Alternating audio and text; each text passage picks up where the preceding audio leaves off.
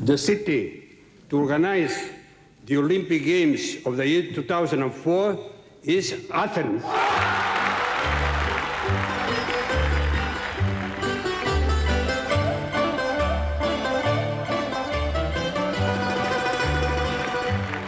She won the bid for Athens.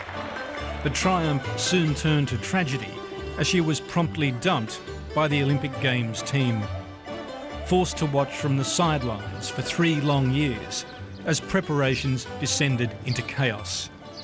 We are very much worried regarding what is going on in Athens.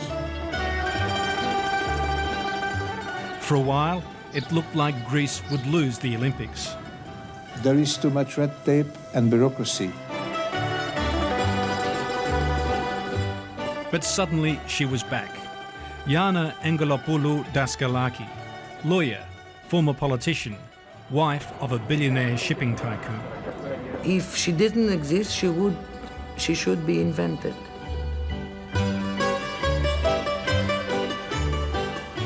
Appointed Olympics boss, handed the task of salvaging Greek honour in a society where honour can mean more than life itself. If we succeed, then she's going to be a hero.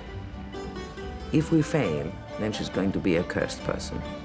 There are people I don't know and they don't know me, but they feel that Gianna, or Gianna as they call me, is a person they know very much, and they just tell me, we are with you, we are all with you, because this is for the good of our country.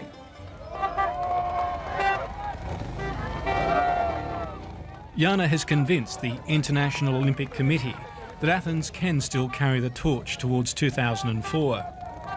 She also bears the burden of following Sydney, declared the best games ever. Thanks, mate. Let's move the side.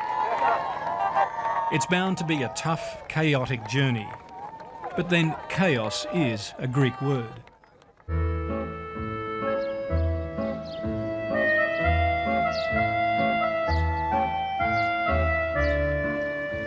The Olympics are coming home to Greece, where the ancient games reigned for 1,000 years. But modern Athens has an image problem, and from this vantage point, it's not hard to see why. Half the country's 11 million people are packed into this smog-bound, gridlock sprawl that only an Athenian could love.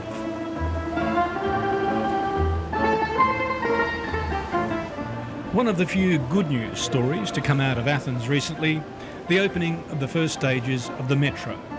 Vital if this city is to have any chance of functioning during the Olympics.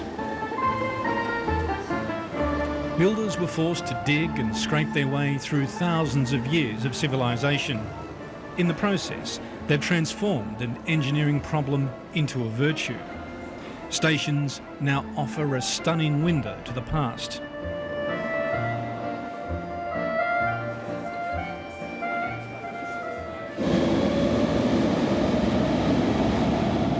And down among the relics, one very modern national treasure, the late great Melina Mercouri, actress, activist, MP, a diva loved by the masses.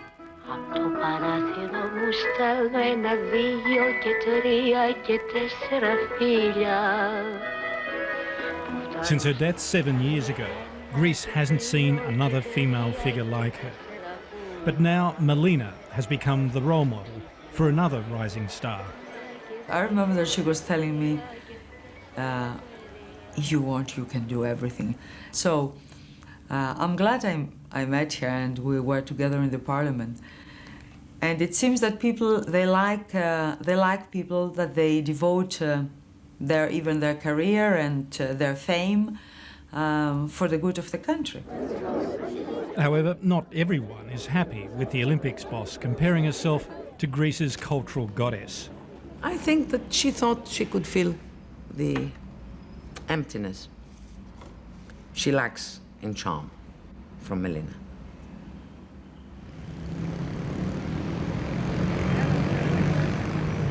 Liana Kennelly is hardly a friend.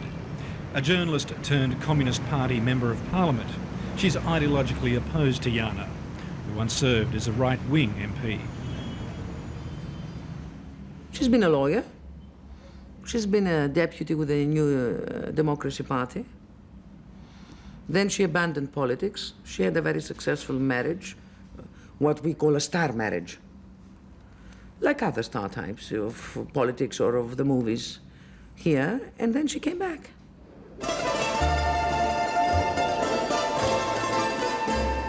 Gianna married a husband from Central Casting, billionaire shipping magnate Theodoros Angelopoulos.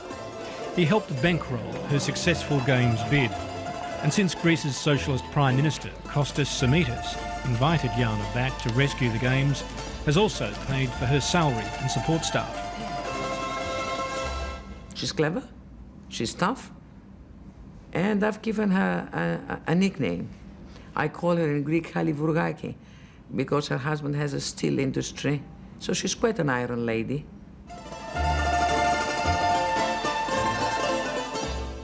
But the Prime Minister's welcome goes only so far. Fearing Gianna's political ambitions, he's resisted calls to create for her a single Olympics super ministry. For her, being the head of the organising committee is a stepping stone to a further political career, perhaps. But I don't think the Olympics should be used as stepping stones. This is still from the appointment. Stratis Strategies was the first Athens Games boss. He was sacked 18 months ago after an ideological falling out with the socialist government over his continued friendship with the exiled royal family of Greece. And there, of course, is the famous... Yes, with the signatures of the two of the artists who did it. He admits Gianna handled the bid brilliantly, but claims she is now running the Olympics like a PR campaign. She should be selecting people who can run a big project like this with expertise. Anyway, she brought in her bid team, who, except for a couple of people, I don't think that they knew what organising games meant. At crucial meetings, Gianna is surrounded by this phalanx of media and marketing advisors, and never far away, the Washington PR firm she's hired to bolster her own image. They're all busy selling the vision of an Olympic city back on track, no further behind than Sydney was 3 years out. Well, this is where the first Olympic Games of the modern era were held in 1896. And given the chaos and confusion surrounding the latest preparations, some of the more uncharitable critics are suggesting that the Games may end up back here in 2004. Not so, says the Athens Organising Committee, who point out that some 70% of all sporting venues have been completed. The only problem is that, yes, they were finished, but at the time when Athens won the bid, that was 3.5 years ago. Precious little has been done since.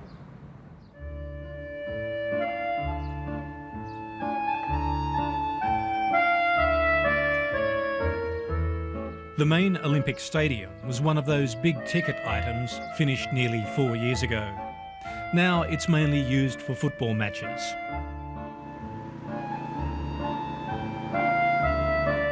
Games organisers promise a facelift, but today the workers are simply repairing the damage of a recent soccer riot. Gianna arrives at the stadium complex, oblivious to the neglect.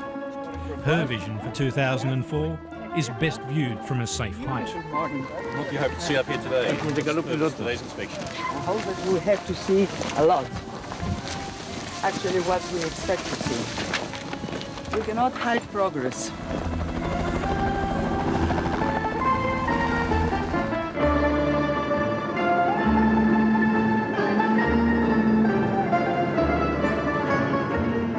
From the air, it does look very impressive. A vast Olympic realm of sporting complexes, connecting freeways, and the jewel in the crown, the new international airport. Athens will be good for the games, will be good for the athletes. We can provide, I believe, great games on a different scale, on a human scale. But different departments control different projects. The airport, built by a German-led consortium, is slated to open on March 1. But it's useless without a freeway connecting it to the city. And that is someone else's problem. It's a Sunday. The airport construction crews are working round the clock to meet the deadline.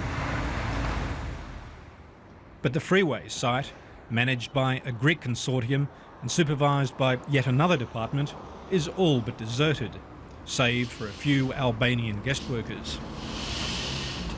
So where are all the Greeks? Πού είναι οι Έλληνες, λέει. Εδώ είναι, εδώ, αλλά δεν δουλεύει Κυριακή. Δεν έχουν ανάγκη. Έλληνες είναι ύπνο, κουζούκια. Το βράδυ και ύπνο. Έλληνες τα έχουν. Ο γενικός τρόπος ζωής είναι Σάββατο έξω, όλο το βράδυ και Κυριακή ύπνο. Και καφέ. Πας για καφέ το μεσημέρι. Never on Sunday may be the refrain of Greek construction workers, but it remains forever Melina Mercouri's defining film role. It was, among other things, a light-hearted tribute to the Greek work ethic.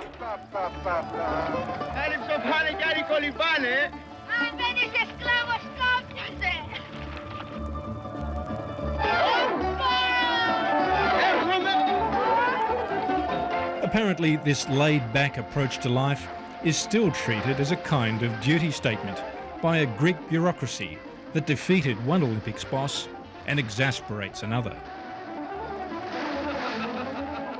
Some of them wanted to work the Greek way, which is not working hard enough and not being international enough. You know, for Greece it's also a unique challenge because if we override that, that means that we change a tradition, let's say a less successful tradition that was here installed for years, for ages.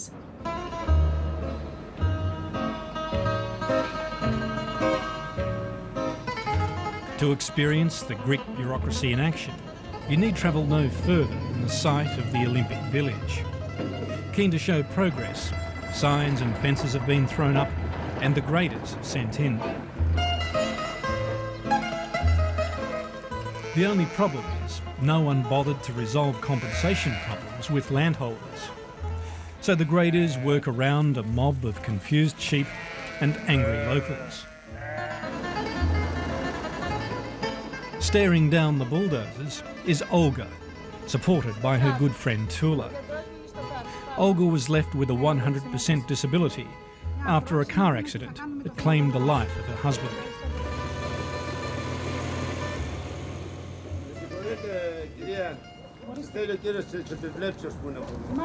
At this point, the men from the Olympics arrive.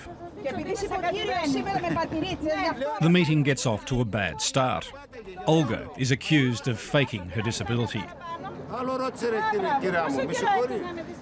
Εγώ την είδα περπάταγε τη χριστιανική νόση σήμερα με πατήρι, έτσι είσαι.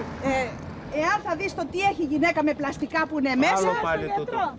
Εξηγήστε του ότι ο χώρος αυτός έχει απαλωτριωθεί, έτσι. Άρα τον έχουμε πληρώσει, έτσι. Και μέσα σε αυτό περιλαμβάνεται και αυτό και 2-3 άλλα σπίτια, τα οποία προφανώς θα φύγουν. Olga says they offered only a third of the house's value, making it impossible to buy another home in Athens. Έχω τρελαθεί. Λοιπόν, εγώ αυτή ήταν. Δεν ζητάει ούτε λεφτά. Αφού δεν σας αφορά. Το σπίτι της, τους αρμόδιους, να τη βάλουν μέσα σε ένα σπιτάκι της εργατικής κατοικίας, να βάλει την κεφαλή της μέσα με τα 2 ορφανά. Τίποτα άλλο δεν θέλει. Finally, Olga is forced to go and stay with her brother. Penniless, she's unable to resolve the problem the traditional Greek way. A brown paper envelope, or fakalaki. What is fakalaki? Fakalaki is money under the table for doing things. But it's accepted as being common within Greek government and business circles. Fakalaki. Why isn't it? How have you been able to isolate the Olympics? Because that's the only way that the Olympics could happen, by having something which wouldn't run the Greek way.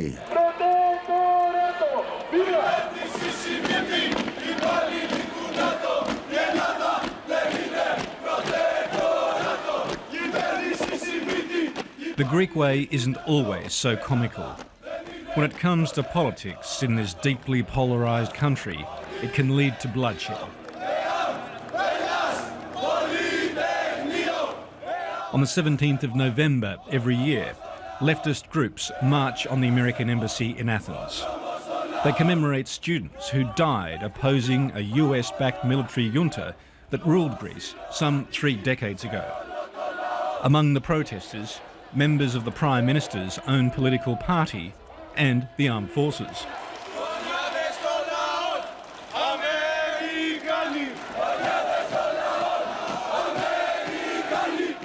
This is the Greece you don't see in the tourist brochures.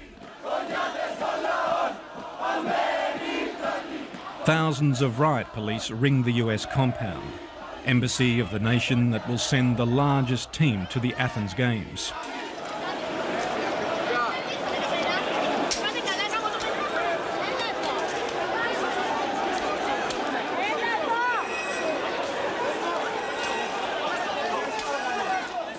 Fighting breaks out between various groups.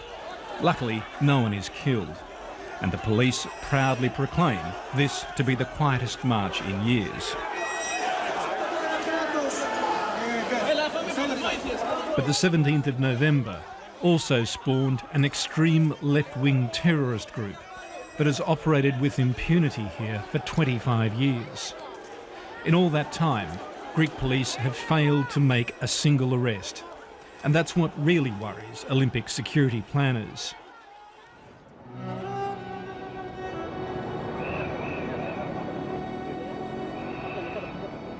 The latest target was British military attache Stephen Saunders, gunned down in the Athens traffic last June.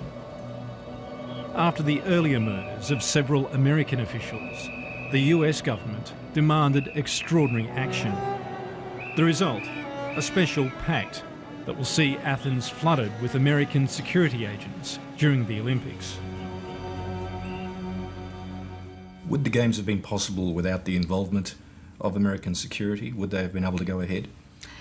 You know, this contract doesn't say anything about the Olympic Games. It's a kind of assistance having to do with the organization of security in Greece and for Greece.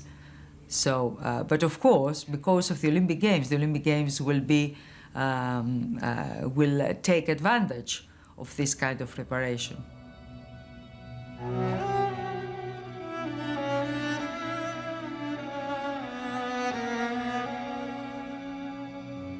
Games organisers insist there's no suggestion of 17 November disrupting the Olympics.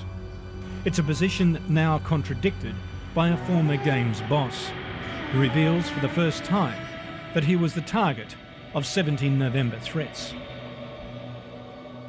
Yes, I received a couple of threats when I was chairing, and they suggested I should get an armoured vehicle and a guard. And I said I'll become much more conspicuous, because if they want to gun me down, they will gun me down even if I have the best of protection. Why were they when he left the post, the threats stopped. With Gianna, personal security has always been an issue. Ever since the terrorist group gunned down industrialist Gianna Angelopoulos back in 1986. Your husband's uncle, of course, was murdered by the November 17 movement. You don't feel there's a connection there that you may become a target due to both your family connections and the current position you hold? That's a very private issue, you know, concerning my family. I don't want to speak about that. She might be a target. There is no doubt about that, because we've seen various targets, especially they change from time to time the targets of that particular terrorist organization. Anyway, she should take care of herself. 17 November gets the headlines, but in Greece, political extremists of all persuasions often resort to violence. 2 days after our interview, the office of Communist MP Liana Kennelly is damaged by a powerful gas cylinder bomb. Her staff, late for work, narrowly escape injury.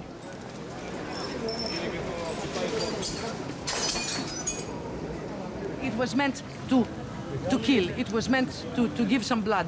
And all this is happening within 100 metres of the Prime Minister's residence? Yeah, the Prime Minister's residence is just as you reach the corner and you turn right 20 metres. And none of his security people saw anything? No, nothing. As a vocal critic on so many issues, Liana Kennelly says it's difficult to identify those responsible. So I don't know, I cannot guess. I've been just giving an interview to you and to BBC just 48 hours ago about the difficulties of facing terrorism in a city that in its heart, its own heart, has the Olympic Games. Not a good start, is it? No. It's a very bad start, and for the first time in my life, I'm not as optimistic as I used to be. I'm worried. We are now 1,358 days away from August 13, 2004. Across town, just 1 hour later, Gianna is winding up another successful meeting with IOC Deputy Jacques Rogge. I would hate if I would leave Athens and leaving you relaxed. I want you to be scared until the last day of the Olympic Games, until the closing ceremony. That's the best. News of yet another bombing couldn't have come at a worse time. But there's very little sympathy from Gianna for the intended target, Liana Kennelly. Nobody can connect that to the Olympic Games. That's a very small explosion of gas that people, they say, that has more to do with personal problems and nothing to do with the Olympics. Thank you.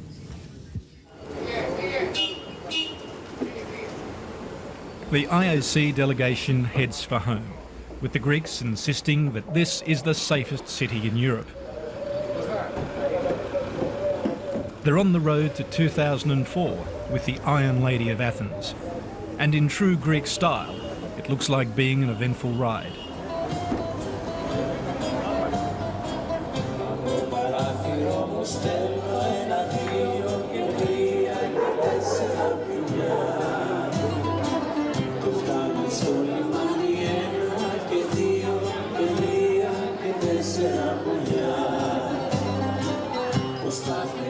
(10 p.m. on any night, and only now are Athenians coming out to play. They'll be late for work tomorrow, but it's the Greek way. Things always get done in the end. Why should the Olympics be any different?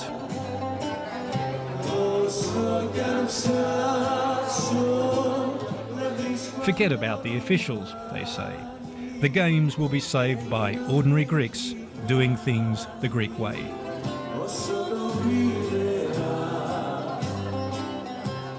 In this mess, in this typical Greek chaos, we are gonna save you, everybody who's gonna have here. You're gonna have traffic problems, it's gonna be a jam, a hell of a situation, and then a Greek comes and says, I have a motorbike, you're not gonna lose the game, I'm gonna find a small street just behind the stadium, and I'm gonna get you there on time.